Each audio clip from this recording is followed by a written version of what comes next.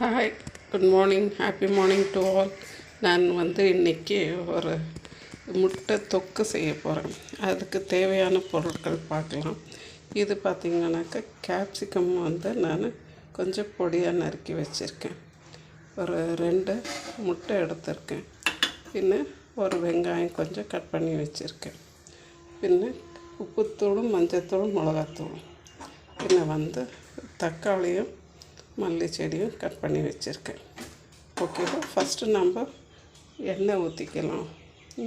இன்னும் இந்த வெங்காயம் இவங்கள ஃபஸ்ட்டு போட்டுடலாம். இவங்க கொஞ்சம் வதங்கினதுக்கப்புறமா கேப்சிகமும் போட்டு கொஞ்சம் வதங்கட்டும். ரெண்டும் கொஞ்சம் 2 பேரும் நல்லா வதங்கினதுக்கப்புறமா கொஞ்சம் தக்காளி மல்லி செடியும் போட்டுக்கலாம். உப்பு போட்டோன்னாக்கா கொஞ்சம் எல்லாமே கொஞ்சம் நல்லா வதங்கிடும் சீக்கிரம். அதுக்கப்புறமா லாஸ்ட்டில் தான் நம்ம முட்டை போடணும். வாங்க இப்போ பார்க்கலாம் எப்படி செய்கிறதுன்னுட்டு. நான் பேன் வச்சுருக்கேன், கொஞ்சம் எண்ணெய் ஊற்றிருக்கேன்.